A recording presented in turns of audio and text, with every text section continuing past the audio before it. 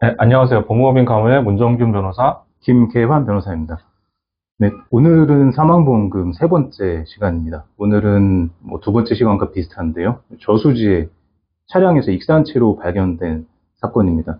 이 사건의 경우 특징적인 것은 창문이 열려 있었는데도 탈출하지 않은 채로 사망한 채로 발견이 됐다는 것이고요. 이 사건 역시 망인이 사망을 한 사건이 자살에 의한 것인지 아닌지가 다퉈진 사고입니다. 먼저 이 사건 사고 기호를 살펴보면 약 2015년경에 보험계약을 체결했고요. 2018년 10월경 저수지에 빠진 차량 안에서 사망한 채로 발견이 됐습니다. 문 변호사님, 예, 이 망인께서 발견될 당시 상황이 좀 어땠나요? 뭐 사인은 어땠고요? 예, 그때 당시에 이미 안전벨트를 착용을 하고 있었고요. 그 다음에 창문이 아까 말씀하신 것처럼 운전석, 조수석이 모두 열려진 상태로 그렇게 발견이 됐고, 또 이 차량은 요새 말하는 그 스마트 키가 아니라 일반 키, 돌려서 시동을 거는 그런 키인데, 시동이 꺼져 있는 상태로 그렇게 찬 차량은 전체가 다 침수되지는 않았고, 어, 일부만 침수된 상태, 운전석 쪽이 침수된 상태로, 그 다음에 방금 말씀드린 것처럼 양쪽 창문이 열려 있어서 물이 들어오기 좋게 되어 있었고, 안전벨트는 착용되어 있었고, 시동은 꺼져 있었고, 마치 의도적으로 시동을 끈 것처럼 이런 상태로 발견이 됐었죠. 부검도 했었나요? 부검 결과는 어떻게 나왔죠? 부검 결과는 그냥 익사로 판단이 됐는데요. 다만 이분의 어떤 몸에서 그 알코올이나 약물 성분은 전혀 발견되지는 않았습니다. 하지만 또 장기 손상이 있었던 것도 아니고 특별한 병변이 보이지는 않았어요. 근데 특이했던 거는 심장의 그 관상동맥에서 고도의 동맥경화 소견이 있다는 거는 좀 발견이 됐죠. 그 돌연사일 가능성도 배제할 수는 없겠네요. 다만 직접 사인이 익사인 거는 이제 뭐 폐에서 익사 소견이 남았다는 걸로 보여지는데 여기서 좀 설명을 해주셔야 될 것 같은데요. 관상동맥에 고도의 동맥경화가 있다 하면 돌연사, 어떤 이유로 돌연사가 될 수 있을까요? 심장, 심근경색 네, 사망할 수 있는 네, 거죠. 네, 네, 근데 심근경색이 사인이 아니고 네, 익사라는 것으로 일단 판명이 됐기 때문에 네, 네. 일단 상해 사고로는 볼 수 있는 사건입니다. 네. 네, 뭐이 사건에서 법원 판단은 어떻게 됐나요? 어쨌든 법원의 판단 결론은, 보험금을 지급하라는 판단으로 내려졌습니다. 그리고 이 사건 같은 경우에는 어쨌든 방금 말씀하신 대로 상해 사고로 인한 사망의 결과에 이른 것으로 일단 본 것 같습니다. 그렇기 때문에 이 판결에서 첫 번째로 그 증거 판단을 할 때 유서가 있었느냐, 유서와 같은 객관적 물증이 존재했는가부터 적시를 하고 있습니다. 그래서 그런 유서와 같은 객관적 물증이 없고, 그리고 또 이분은 가족이나 또 지인들에게 자살을 할 만한 어떤 그런 동기를 추론할 만한 언급을 한 바도 없다. 김 여사님 어떠십니까? 이분께서 그 사고 바로 전날 가족들과 또 어떤 대화를 하고 사망을 했잖아요, 사실은. 이분 같은 경우는 이제 판결서에도 나와 있지만 보험 설계 일을 하셨던 네, 분이고 네, 보험 가입을 위해서 그러니까 뭐 고객을 만나러 가겠다 네. 이런 얘기도 했었고 그리고 일상적인 대화라고 하죠. 바로 사고가 발생한 그 전날 오후 한 3시 반쯤에 땡큐라고 하면서 밝게 말하는 그런 목소리도 있었고, 그 다음에 사고 직전에 이제 주유소에서 기름을 넣고 이동을 하면서 그때도 고객과 통화를 하면서 이제 고객을 만나러 간다. 그러니까 일상적으로 자기 업무를 하고 있던 점이 정황이 드러났잖아요. 그렇죠. 자살과 관련된 어떤 징후나 언행 이런 증거 전혀 없었다는 게 이제 네, 네. 핵심적이죠. 그런데 좀 특이했던 거는 물론 이분이 직업이 보험 설계사이긴 하지만 무려 보험 계약을 체결하고 유지한 건수가 20건에 달하는데 20건이면 좀 많지 않은가요? 보험료도 많았던 걸로 기억합니다. 100만 원 가까이 됐던 걸로 예, 기억하고요. 보험료가 한 98만 원 조금 넘는 정도의 그게 금액이었습니다. 많죠. 사실 정상적이진 않은데 네, 지금 뭐 자기계약 금지라고 해서 이제 네, 뭐 실적을 올리기 위해서 자기 또는 가족들 명의로 보험 가입하는 것은 금지돼 있지만 네, 네, 이분 같은 경우 이제 보험을 이렇게 많이 가입한 게 두 가지 이유가 있을 것 같아요. 사실 네, 보험에 많이 가입하는 분들이 이제 노후 대비 또는 사망 시 유족들이 남겨지는 경우에 어떤 생계 보장 네, 뭐 이런 목적으로 보험을 많이 가입하는 분들도 있고요. 특히 네, 설계를 하신 분이라서 단순히 실적을 위해서가 아니라 네, 이제 그런 보험 사고들을 또 많이 경험을 하다 보니까 네, 주변에서 네, 그런 것을 대비하기 위해서 좀 필요성을 느끼고 많이 가입했을 가능성도 배제하지 못합니다. 네, 더군다나 이분 같은 경우는 본인과 이제 배우자 분까지 다 수입이 있었고 그 수입을 고려할 때 월 100만 원 조금 안 되는 보험료가 그 수입에 비해서 많은 과다하게 지출되는 경우라고 보기도 어려웠던 사례로 알고 있습니다. 그렇죠. 더군다나 이 보험 계약이 특정 시점에 집중적으로 가입이 되었고, 그게 마치 보험사고 발생하기 직전에 또 그렇게 집중적으로 가입이 되었다고 한다면 좀 의심해 볼 수는 있겠지만, 이분 같은 경우는 2004년부터 2017년까지 여러 해에 걸쳐서, 그리고 사고 발생 직전 보험료가 특별히 증가한 정황도 없었다. 이렇게 봤던 거죠. 네, 맞습니다. 여담이지만 저도 한 달에 100만 원 넘게 보험료를 내고 있는데, 변호사님의 그거는 수입을 공개하셔야 이게 맞는지 적은지 판단할 수 있는 게 아닐까요? 그렇죠. 자기 수입의 보통 10에서 15% 이하 정도를 보고 있습니다. 그럼 변호사님 수입이 갑자기 확인되는 것 같은데요? 예, 비례하진 않습니다. 그리고 이분이 또 1998년부터 또 보험 설계 사업을 계속 해왔던 점도 있었기 때문에 이 실적이나 수당을 위해서 이렇게 보험을 많이 가입했다라고 또 법원은 본 것 같아요. 그렇죠. 뭐 그런 사례들이 많죠. 설계 일을 하시는 분들의 경우는 그런 경우도 많이 있습니다. 하지만 이 사고를 어쨌든 보험사는 보험금 지급을 처음에 거절을 했고 오히려 보험사가 먼저 소를 제기했죠. 그리고 보험금 지급료가 없다는 채용보증제 확인 소송이 했고 그 다음에 오히려 상속인들, 그러니까 배우자와 자녀들이 반소 제기를 했던 사건인데요. 보험사는 왜 그랬을까요? 왜 이거는 자살 사고라고 생각했을까요? 어떤 점이 가장 크게 작용했을까요? 사고 현장의 상황이었던 것 같아요. 아까 문 변호사님 말씀하신 것처럼 탈출할 수 있었습니다. 차량이 물속에 완전히 잠기지도 않았고 창문도 열려 있었고 그렇기 때문에 사실 탈출하려면 얼마든지 할 수 있었는데 그렇죠.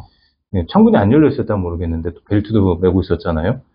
또 키도 시동 꺼짐으로 해놨었고 이런 부분들은 사실 그 자살을 하는 사람들한테서 볼 수 있는 뭐 어떤 그런 전형적인 유형 그리고 탈출하지 않은 이런 것들 이런 사고 발생 직후의 상황 때문에 자살로 의심할 여지가 충분히 있는 사건이기도 합니다. 그렇죠. 안전벨트도 이렇게 메고 정자세로 있었다라는 점이 또 강조되어 있더라고요. 그렇죠. 근데 이제 오히려 그 부분 때문에 법원은 다르게 보는 부분도 있어요. 왜냐하면 아무리 자살을 시도하는 사람이라도 익사하는 순간까지 정자세로 있을 수는 없거든요.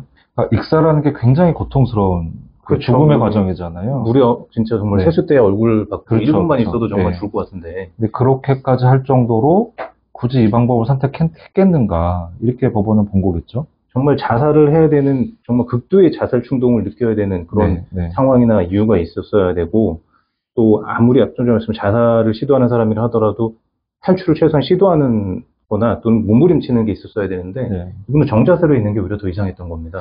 탈출 안 한 게 아니라 탈출을 못한 게 아닌가라는 관점에서 한 번 더 보게 되죠. 그렇죠. 그리고 이 사고가 발생한 지점의 도로가 우리가 통상 그 다니는 지방도의 편도 1차로의 2차선 도로가 아니고 소위 말하는 그 뚝방길 또는 제방길이라고 하죠. 차량 한 대가 진입했을 때 앞선 차량을 만나면 후진으로 나올 수밖에 없는 매우 좁은 도로였던 것으로 보여요. 그 판례에서도 저수지 제방길의 폭이 약 2.6m로 차 한 대가 겨우 지나갈 수 있을 정도로 좁았다라고 말을 하거든요. 그러면은 더군다나 이 사고가 발생한 시각이 저녁 7시 23분경이고 또 그 당시가 10월 중순경이기 때문에 이미 해가 진 이후의 시간이었을 것 같고요. 그리고 방금 제가 말씀드린 오후 7시 23분이라고 말씀드린 건 이분의 이제 마지막 행적으로 볼 때 주유소에서 발견된 게 7시 23분이었고 실제로 이분이 사고가 당한 채 발견된 시간은 다음날 새벽인 새벽 6시 38분경에 발견된 걸로 되어 있거든요. 그러니까 이미 굉장히 캄캄하고 주변에 민가도 가깝지 않고 좁은 제방도로에서 충분히 추락을 할 수 있는 장소였다. 이런 게 굉장히 중요하게 작용했던 것 같습니다. 맞습니다. 그 도로폭 2.6m면 웬만한 승용 차량 폭도 1.8m가 넘기 때문에 그렇죠. 뭐 충분히 자그마한 실수, 조금만 졸음운전을 하거나 부주의를 하더라도 충분히 옆으로 추락할 수 있는 그런 형태이고요. 다만 이제 저수지에 빠진 이후에 탈출 안 한 부분과 관련해서는 조금 더 설명은 더 필요합니다. 그 부분과 관련돼서 법원은 어떻게 판단했죠? 충분히 방금 말씀하신 대로 돌연사에 이르지는 않았겠죠. 그러니까 물론 직접적인 사인은 익사이기 때문에 심장마비 사망은 아니어서 근데 물론 심장상에 문제가 생겨서 그것 때문에 추락했을 가능성을 전혀 배제할 수 없다. 이렇게 저는 판단한 걸로 이해를 했습니다. 김주혁 씨 사건이 갑자기 생각이 나네요. 결국은 차량 사고로 이제 사망은 했지만 그 직전에 부정맥이라든가 뭐 이런 것들이 있었을 수도 있다. 그래서 통제를 못하고 사고에 일어났을 수 있다라는 그런 추측들이 그때 있었잖아요. 뭐 그 사고 결과나 뭐 보고서를 본 건 아니지만 이 사건의 경우도 그 부검 감정 결과에서 고도의 동맥경화 소견이 있었기 때문에 네네. 그럴 수도 있다라는 판단을 한 것 같고요. 그러니까 뭐 저는 어떤가요? 협심 증상이라고 할까요? 뭐 갑자기 심한 흉통이 와서 운전을 할 수가 없었고 뭐 조향 장치를 제대로 하지 못해서 이게 추락을 했고 그 상황에서 몸을 쉽게 움직이지 못하는 상황이 결국 익사로 이어졌다. 이게 충분히 가능한 일인가요? 사실은 한 가지 의문이 드는 건 있습니다. 예, 예. 그러니까 그 사인은 익사였기 때문에 이분이 사실은 그 호흡을 할 때 그때 물에 빠졌다는 거죠. 네, 근데 이제 심장사였다면 특히 이제 극심한 흉통을 느꼈다면 네, 그 정자세로 이렇게 과연 앉아 있을 수 있었을까? 네, 그 부분도 사실은 좀 의문이 듭니다. 그리고 그 창문을 여는 게 이제 뭐 당시 한겨울은 아니지만 10월 달이고 새벽이거든요. 그러면 사실은 창문을 열고 운행할 정도는 아닐 거예요. 이제 그런 부분도 사실 조금 더 검토됐으면 하는 아쉬움이 남습니다. 네. 우리가 또 세 번째 사례를 또 살펴봤는데요. 저 오늘 또 김 변호사님, 또 이 판례와 관련돼서 마지막 한마디 해주신다면 어떤 게 있을까요?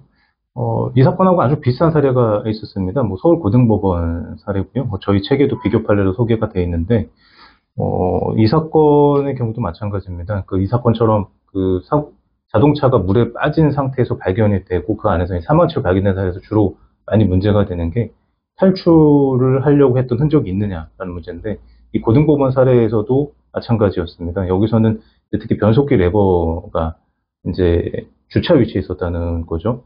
만약에 자살이 아니라고 한다면 주차가 아니라 뒤에 있었겠죠. 드라이브 모드에 있었어야 되는데 그 주차 모드에 있었다는 거는 일부러 물에 들어간 거 아니냐라고 의심할 만한 상황이 있었는데 이 사건에서도 법원은 요거는 이제 인양하는 과정이나 조사 과정에서 이 변속기 레버가 움직였을 가능성이 있다.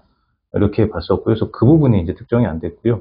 또 차량이 하부가 많이 파손되고 네, 그 네, 충격 때문에 의식을 순간적으로 잃었을 수 있지 않냐. 그래서 네. 탈출을 못했을 가능성이 있다. 이렇게 봤던 사례입니다. 음, 그러니까 이렇게 사고의 우연성을 이제 배제하지 않은 그래서 상해 사고라고 봤던 사례들의 공통점을 살펴보면 입증 책임을 상당히 완화하고 있는 것을 알 수 있습니다. 즉 우연한 사고일 가능성을 배제할 수 없다면 가능성의 정도만 입증이 된다면 우연한 사고를 봐주겠다는 겁니다. 그리고 나머지 이게 자살이라는 즉 고의에서 사고가 유발이 됐다는 것은 보험사가 거의 10중 8구 그 정도는 자살이다라고 볼 정도의 어떤 명백한 주의 정황을 입증할 것을 요구하고 있다는 거죠. 이러한 사례들을 볼 때 입증 책임이 상당히 완화되어 있다. 우연성에 관한 입증은 상당히 완화되어 있다는 점을 알 수 있습니다. 네, 알겠습니다. 자, 저희는 또 네 번째 사례로 다음에 또 찾아뵙도록 하겠습니다. 감사합니다.